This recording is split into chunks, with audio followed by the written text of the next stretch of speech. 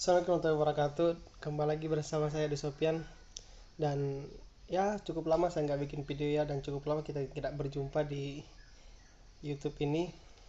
Dan kemungkinan sekitar 1 tahun yang lalu ya terakhir saya buat video di tugas apa, saya lupa mata kuliahnya. Dan kali ini kita berjumpa lagi di mata kuliah yang berbeda dan semester yang berbeda tentunya. Dan juga mohon maaf, kali ini saya tidak menggunakan webcam karena webcam saya bermasalah. Ya nggak tahu juga kenapa sejak terakhir saya buat video itu webcam saya bermasalah. Dan saya harap juga nggak mengurangi sedikit pun substansi dari isi video ini. Oke, dan langsung aja kita masuk ke inti videonya, yaitu mempresentasikan tentang 14 soal yang berada di dalam tugas jaringan nirkabel dan tugas keamanan WLAN. Nah, untuk soal pertama adalah sebutkan perangkat yang diperlukan untuk membentuk sebuah jaringan wireless. Jadi secara sederhana ya, memang untuk membentuk satu jaringan wireless itu tidak membutuhkan banyak sekali perangkat. Sebagai contoh, misalkan saya akan ilustrasikan untuk membentuk suatu jaringan WLAN ya, Wireless Local Area Network. Nah, jadi WLAN itu salah satu contohnya adalah IndiHome, dan itu adalah salah satu bentuk jaringan yang sederhana dan perangkatnya pun cukup sedikit ya, tidak terlalu banyak. Nah, jadi yang diperlukan adalah tentu ada kabel FO atau kabel fiber optik, di mana kabel FO ini menghubungkan antara OTP-nya yang kita lihat biasa itu di tiang-tiang Telkom ada semacam kayak switch atau hub, cuma itu untuk konektor kabel FO. Nah, itu menghubungkan antara OTP-nya dengan router kita. Nah, kita juga perlukan perangkat router untuk menghubungkan itu, dan router ini juga berfungsi untuk menyebarkan atau mendistribusikan jaringan secara wireless ke area yang telah menjadi range areanya. Dan juga bila perlu kita bisa butuhkan kabel LAN, dan kabel LAN ini sebenarnya tidak terlalu wajib ya, sebab karena kita membentuk jaringan berbasis wireless atau nirkabel ya, jadi kabel LAN itu tidak terlalu dibutuhkan, kecuali memang kita sekaligus mempunyai paket televisi ya. Nah, televisi boleh kita gunakan kabel LAN. Nah, itu untuk soal yang pertama. Kira-kira cukup simpel ya jawabannya, apalagi bila kita ingin membentuk jaringan WLAN. Terus kita masuk ke soal kedua.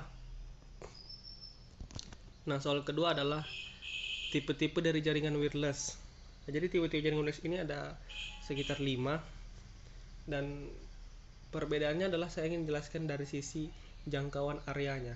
Jadi jangkauan areanya ini tentu berbeda-beda. Yang pertama adalah wireless personal area network. Jadi ada kata personal di situ. Jadi wireless personal area network ini memang difungsikan atau dikhususkan untuk jaringan yang range areanya kecil. Oleh karena itu khusus untuk personal.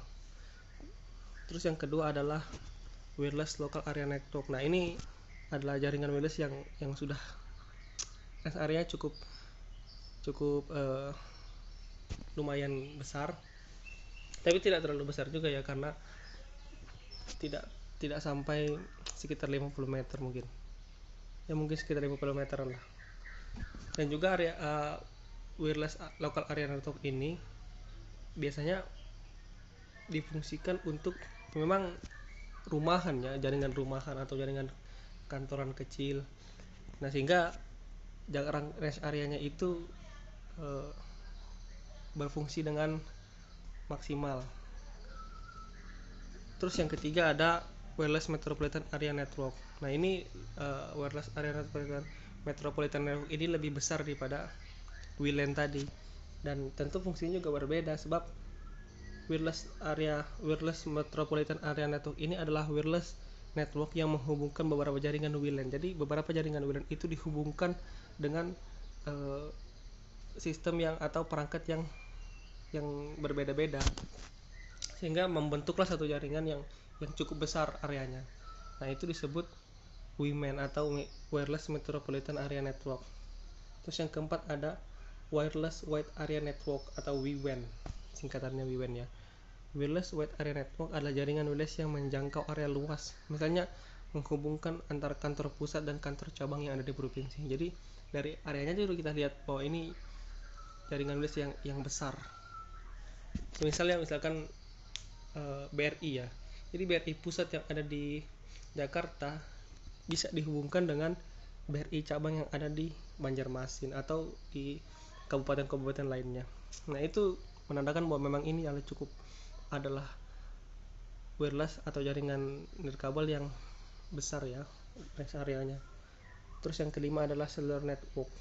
Jadi cellular network ini adalah jaringan radio yang terdistribusi dan melayani komunikasi perangkat mobil seperti handphone ataupun laptop dan lain-lain. Jadi ya inilah kita sebut biasanya adalah internet. Dan range area ya tentu seluruh dunia bisa mengakses.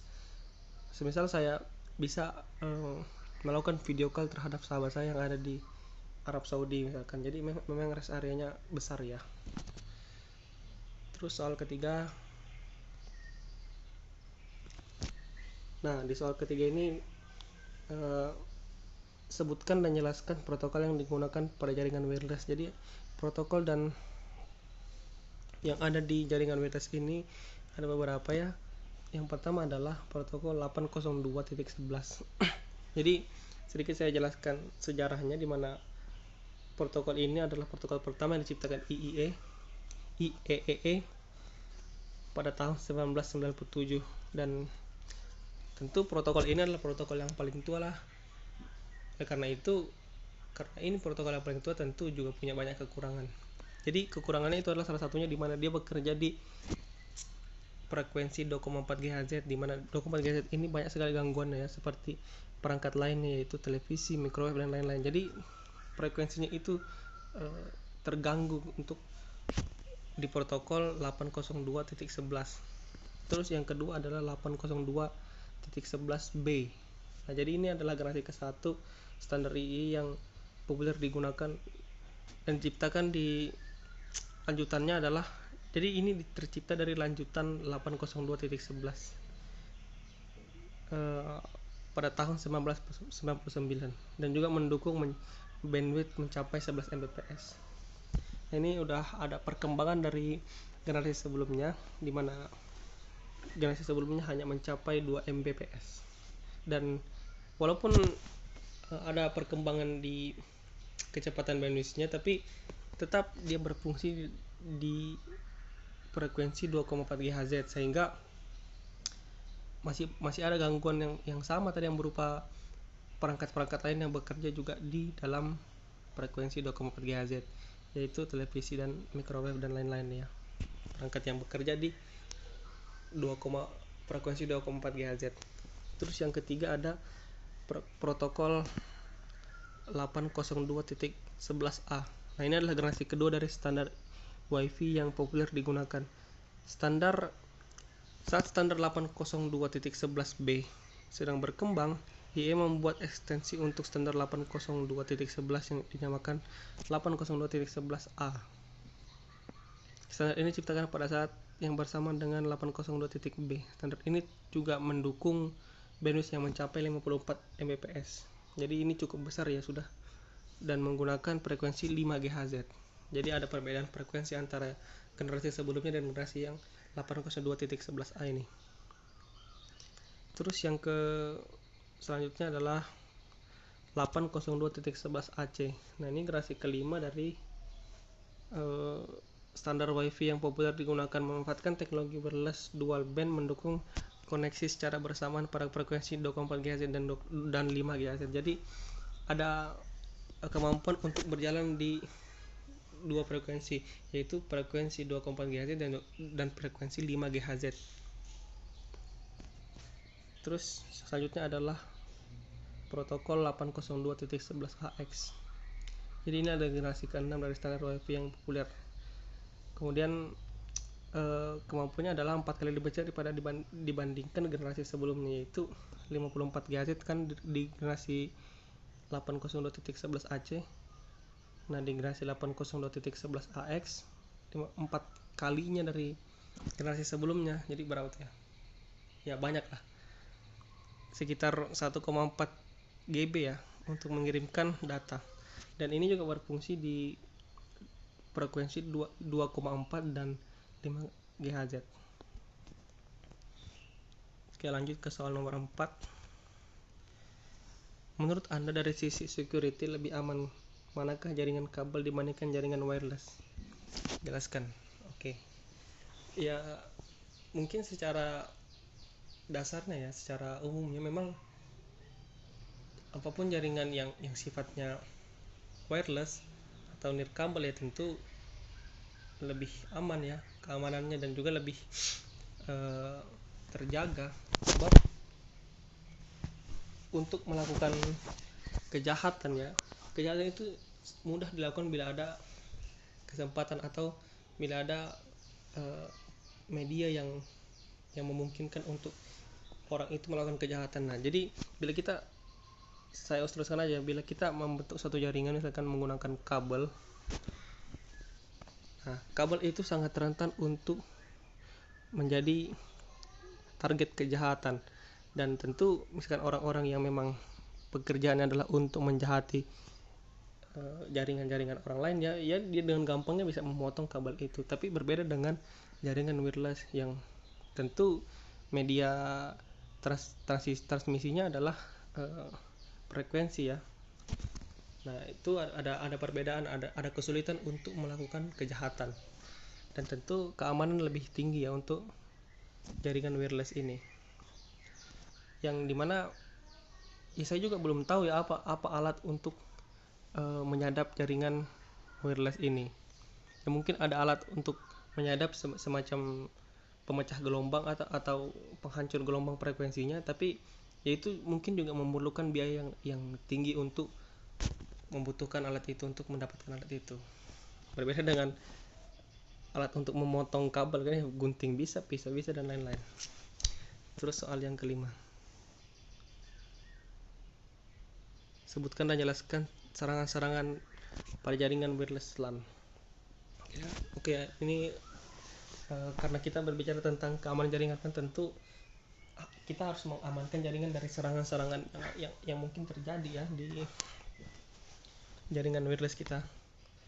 Nah, jadi ada beberapa serangan. Jadi ada beberapa serangan yang mungkin terjadi ya. Nomor satu adalah spoofing. Nah, jadi spoofing ini ialah teknik kejahatan yang digunakan untuk mendapatkan akses yang tidak sah ke suatu komputer atau informasi. Jadi spoofing ini adalah upaya seseorang pelaku kejahatan untuk mendapatkan akses yang memang tidak disetujui dan tidak sah, sehingga dia bisa melakukan apapun terhadap komputer atau informasi yang dikendalikan ya.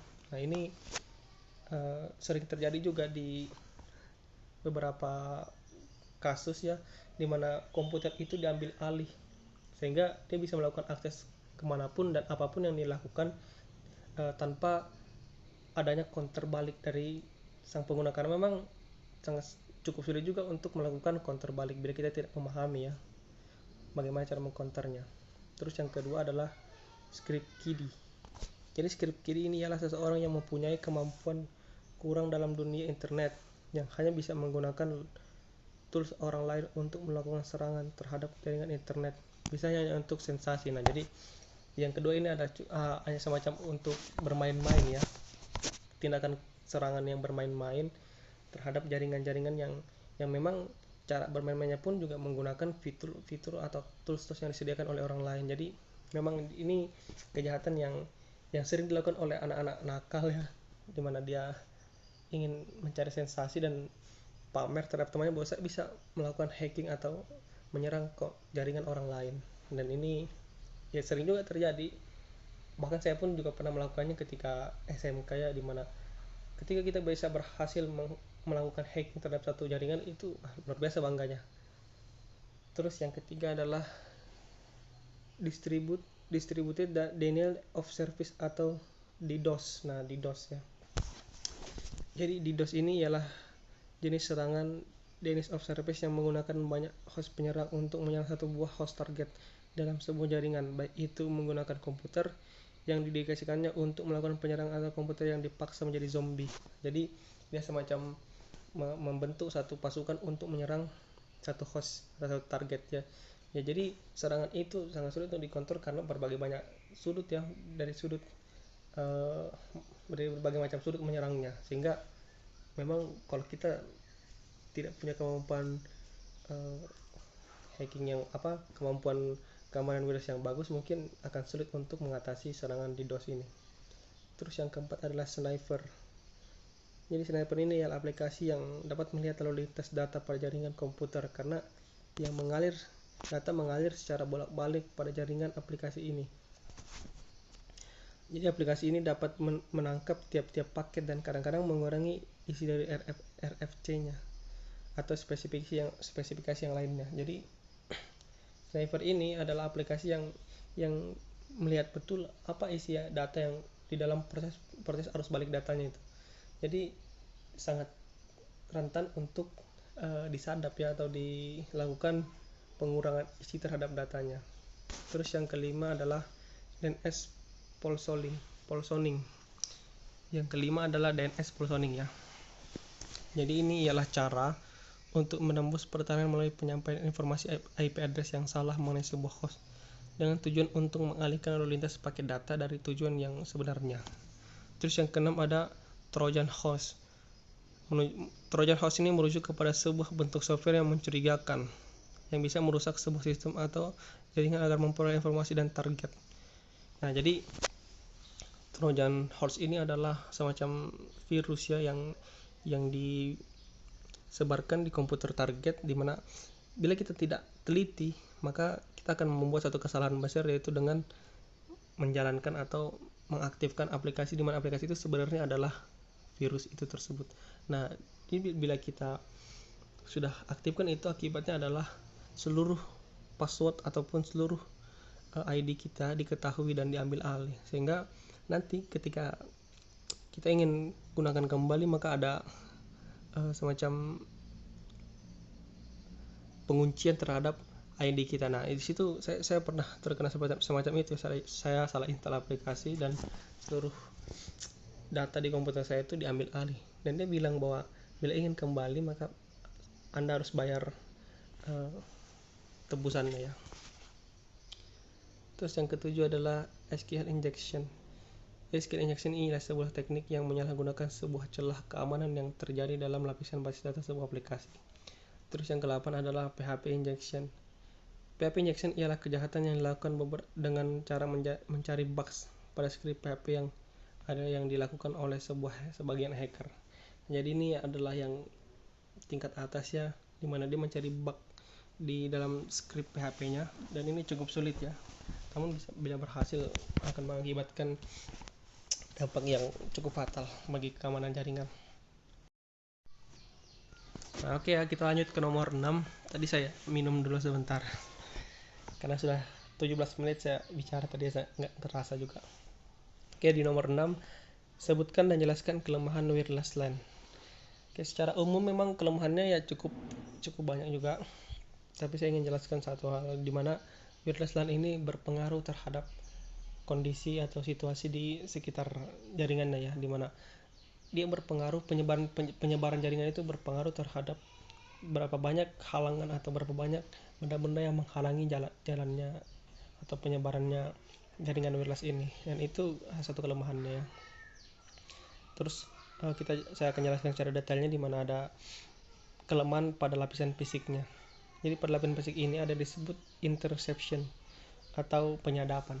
Jadi mungkin aja terjadi penyadapan di jaringan wireless local area network ini, tapi ya sangat jarang terjadi ya, sebab di dalam WLAN ini kita tidak lakukan proses pertukaran data bisnis ya. Nah, biasanya yang dilakukan penyadapan itu adalah bila di dalam jaringan itu terjadi pertukaran data bisnis. Nah, itu mungkin aja terjadi penyadapan ya. Terus yang kedua adalah injection. Jadi injection ini adalah kelemahan dari wireless LAN, di mana pada saat transisi melalui radio dimungkinkan atau dilakukan injection karena berbagai macam kelemahan pada jaringan kerja WiFi, di mana tidak ada proses validasi siapa yang sedang terhubung dan siapa yang sedang memutuskan jaringannya. Terus yang ketiga adalah jamming. Nah, jamming ini juga sangat mungkin terjadi, baik sengaja maupun tidak sengaja, karena ketidaktahuan pengguna wireless tersebut, pengaturan pengguna kanal frekuensi merupakan keharusan agar jamming dapat diminimalisir. Jadi jamming terjadi karena frekuensi yang digunakan cukup sempit sehingga pengguna kembali channel sulit dilakukan pada area yang padat jaringan nirkabelnya. Jadi bila frekuensinya itu sempit, maka akan terjadi kepadatan di dalam channelnya. Dan ini cukup mengganggu ya. Terus yang keempat ada locating mobile node. Jadi dengan berbagai software, setiap orang mampu melakukan wireless chat survey dan mendapatkan informasi posisi data setiap WiFi dan beragam konfigurasi masing-masingnya. Nah, jadi ada aplikasi memang yang berfungsi untuk membongkar seluruh informasi di balik satu jaringan wireless. Dan ini juga cukup berbahaya di mana ini bisa mendapatkan akses secara tidak sah dengan aplikasi-aplikasi yang tentu bisa disebut aplikasi pihak ketiga. Terus yang kelima adalah access control. Dalam membangun jaringan wireless, perlu didesain agar dapat memisahkan node atau host yang dapat dipercaya dan host yang tidak dapat dipercaya, sehingga dilakukan akses kontrol yang baik. Nah, jadi banyak sekali jaringan wireless yang dimana tidak ada pemisahan antara node atau host yang dapat dipercaya, sehingga siapapun ya bebas aja masuk tuh, mau keluar atau masuk, dan tidak ada semacam filter untuk membedakan antara yang mana yang memang pernah melakukan semacam ketidak sesuai di dalam wireless atau yang baik-baik aja. Terus yang ke berapa? 7 hijacking. Yang ketujuh adalah hijacking ya. Ini serangan MITM ini atau mean in the middle, serangan yang mungkin terjadi di wireless, di mana dia mencoba untuk mengambil alih seluruh jaringannya dengan berbagai macam cara yang mungkin bisa dilakukan dengan script ataupun aplikasi-aplikasi tertentu, dan ini sangat berbahaya bila sang pelaku kejahatan ini berhasil mengambil alih jaringan kita. Nah, terus yang selanjutnya adalah pada lapisan MAC-nya ya. Ini di submenu yang berbeda. Jadi pada lapisan MAC-nya terdapat kelemahan, yakni jika sudah terlalu banyak node atau klien yang menggunakan channel yang sama dan terhubung pada access point, maka bandwidth yang mampu dilewatkan akan menurun. Selain itu, MAC address sangat mudah di spoofing atau ditiru atau diduplikasi ya, membuat banyak permasalahan keamanan. Lapisan data atau MAC juga digunakan oleh autentikasi dalam implementasi keamanan WiFi berbasis WPA radio. Oke, ini cukup kayaknya untuk soal nomor 6. Kita lanjut ke soal nomor 7 ya. Nah, jadi soal 7 ini, di soal nomor 7 ini yaitu apa itu SSID ya. Nah, jadi SSID adalah singkatan dari Service Set Identifier atau pengenal set layanan. Jadi SSID ini merupakan istilah teknis yang digunakan untuk menamai jaringan WiFi. Jadi SSID ini adalah bisa kita asumsikan sebuah nama ya, nama jaringan wireless. Dan biasanya maksimal adalah 32 karakter ya. Soal nomor 8, perbedaan dari WEP, WPA dan WPA2. Nah, jadi ini adalah security di keamanan jaringan WLAN ya. Jadi yang pertama adalah WEP. WEP adalah security untuk wireless yang agak lama, dan jenis security ini mudah untuk di-crack atau disadap. Jadi banyak kekurangan masih di WEP ini ya, maklum lah karena ini adalah yang paling tua security-nya, dan jaringan nirkabel atau di wireless ya. Dan WEP ini menggunakan 64 bit dan 128 bit. WEP hanya boleh memasukkan 0 sampai 9 atau A sampai F ya, hexadesimal kepanjangan. K bergantung jenis security Anda. Jika 64 Anda masukkan 10K, dan untuk 12 atau 128 K Anda harus masukkan 26 angka atau 26 K ya. Tak boleh kurang atau tak boleh lebih. Terus yang kedua adalah WPA. WPA adalah security yang lebih update dari WEP, di mana WPA PSK mempunyai deskripsi yang ada pada WEP. Jadi WPA adalah model kompatibel dengan spesifik standar draft IEEE 802.11i. Adanya WPA yang menggunakan WEP mungkin membuat pengguna wireless sedikit lebih tenang karena mempunyai mekanisme enkripsi yang kuat daripada WEP. Jadi ada kekuatan yang lebih besar di WPA. Terus yang kedua adalah WPA 2. Nah, ini yang paling sering kita gunakan sekarang ya. Dimana kemampuan security yang terbaru dan tentu juga lebih bagus dibandingkan WEP dan WPA 2 dibandingkan WPA, tapi masih bisa di-crack juga karena ya memang keamanan wireless di jaringan wireless ini banyak sekali kekurangannya masih ya. Bisa dihack dari sisi fisiknya ataupun sisi softwarenya ya. Nah, untuk penjelasannya mungkin kira-kira seperti itu untuk soal nomor 8. Kita lanjut ke soal nomor 9 ya. Soal nomor 9 adalah pada sistem WEP, WPA dan WPA 2, menurut Anda manakah yang lebih aman? Ya, secara logika ya, tentu yang paling aman adalah yang terbaru dan paling update tentunya, sehingga yang terbaru ini melakukan evaluasi terhadap sistem security sebelum-sebelumnya, sehingga kekurangan yang ada di security sebelumnya diperbaiki dan di-upgrade di versi yang pertama ini atau generasi yang pertama ini, yaitu WPA 2. Nah, tentu keamanannya lebih bagus, lebih aman, dimana memiliki dekripsi. Ada dua jenis dekripsi di dalam WPA 2 ini, dimana Advanced Encryption Standard dan Temporal Key ini adalah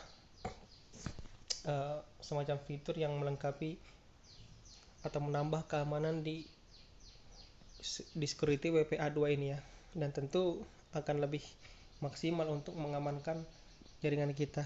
Namun dengan fitur semacam itu tentu masih ada kemungkinan untuk dilakukan crack terhadap enkripsi kita ya, dan ini cukup mungkin terjadi di jaringan wireless atau jaringan WLAN kita. Soal nomor ke-10, sebutkan alat bantu atau aplikasi yang dapat digunakan untuk melakukan penyerangan pada wireless LAN. Jadi sebetulnya banyak sekali aplikasi yang bisa digunakan ya, tapi saya sedikit akan jelaskan aplikasinya, yaitu yang pertama adalah Cloud Cracker, terus yang kedua adalah Chain Enable, yang ketiga adalah Copeti, dan yang keempat adalah Web Attack. Nah, ini adalah aplikasi-aplikasi yang bisa digunakan untuk melakukan penyerangan. Ini banyak sekali, juga ada Netcat, ada Wireshark dan semacamnya. Jadi itu semua bisa digunakan untuk menyerang wireless kita. Ya, fungsinya sama juga untuk melakukan penyerangan terhadap aksesnya ataupun data-data yang ada di dalamnya, ataupun mengambil alih jaringan kita, dan semuanya sebetulnya adalah aplikasi yang merusaknya sifatnya. Terus soal yang ke-11 adalah sebutkan teknik-teknik yang dapat digunakan untuk mengamankan jaringan wireless LAN. Nah, yang pertama tekniknya adalah tentu menyembunyikan SSID-nya lah. Jadi menyembunyikan SSID itu adalah langkah awal untuk mengamankan jaringan kita, karena di situ ada kesulitan untuk pelaku kejahatan melacak apa sebetulnya nama jaringan kita, ataupun menggunakan aplikasi-aplikasi itu ya cukup ribet juga untuk melacak SSID kita ya.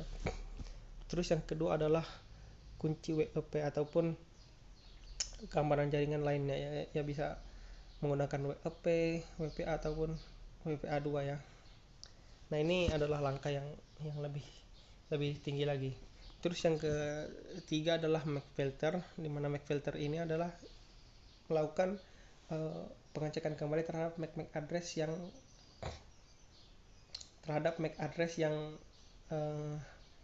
kemungkinan melakukan tindak kejahatan. Nah, setelah kita ketahui, maka kita bisa lakukan blacklist terhadap MAC address tersebut. Terus yang ketiga adalah captive portal. Nah, captive portal ini adalah memberikan portal dan kembali melakukan filter terhadap user-user yang punya kemungkinan untuk melakukan tindakan kejahatan. Terus soal nomor 12, Sebutkan alat bantu atau aplikasi yang dapat digunakan untuk mengamankan jaringan wireless. Ya, bila ada aplikasi untuk melakukan kejahatan, tentu ada aplikasi untuk mengamankannya ya. Dan banyak sekali aplikasi untuk mengamankannya. Ya, di antara lain adalah Wireshark, Angry IP Scanner, Etherwrap, Microsoft Security Essential, atau TrueCrypt. Jadi fungsinya adalah tentu untuk mengamankan jaringan kita. Terus soal yang ke-13 adalah sebutkan rekomendasi pengamanan untuk jaringan wireless. Jadi rekomendasi untuk pengamanan jaringan wireless ini ya mungkin sama tadi ya dengan soal yang nomor 11, di mana teknik-teknik untuk mengamankan mungkin kurang lebih sama, di mana kita harus melakukan pengaturan konfigurasi di dalam router kita, di mana kita harus menyeting SSID, kemudian melakukan MAC filtering ataupun menggunakan WPA atau security lainnya. Terus yang nomor ke-14 adalah soalnya berikan alasan kenapa kejahatan pada bidang IT ini semakin meningkat dari tahun ke tahun. Nah, di sini kita akan melakukan sedikit analisa ya. Nah, jadi tahun ke tahun tentu dari sisi teknologi kita melihat bahwa ada perkembangan yang sangat pesat terjadi. Nah, jadi perkembangan pesat ini bukan hanya memiliki sisi positif di dalam dunia teknologi, tapi tentu juga memiliki sisi negatifnya. Nah, sisi negatifnya inilah yang saya sebut, di mana kemampuan teknologi sekarang ini justru mensupport atau menjadi supporter terhadap pelaku kejahatan bidang IT. Jadi peningkatan teknologi itu justrulah yang membuat meningkatnya kejahatan di bidang IT ini. Nah, jadi sebetulnya kita nggak bisa hindari kejahatan IT ini ya, karena selalu meningkat teknologinya, selalu meningkat pola pikirnya ya, selalu meningkat algoritmanya. Jadi memang peningkatan ini sejalan dengan peningkatan kejahatan IT juga. Jadi sangat sulit untuk dilakukan peminimalisirkan. Kalau kita ingin melakukan peminimalisirkan, maka cegah perkembangan teknologi, kan nggak mungkin ya. Jadi kita nggak mungkin mencegah perkembangan teknologi. Karena itu perkembangan kejahatan IT itu juga mengalami peningkatan ya, karena peningkatan teknologi. Ya, saya kira cukup untuk presentasi kali ini, dan ini adalah akhir dari semester sekarang ya, semester 4, dan mungkin ini adalah video terakhir di semester ini dan video pertama juga di semester ini. Dan mungkin kita akan berjumpa lagi di semester selanjutnya dan dengan mata kuliah yang berbeda juga selanjutnya. Dan saya harapkan video ini bisa memberikan sedikit pemahaman terhadap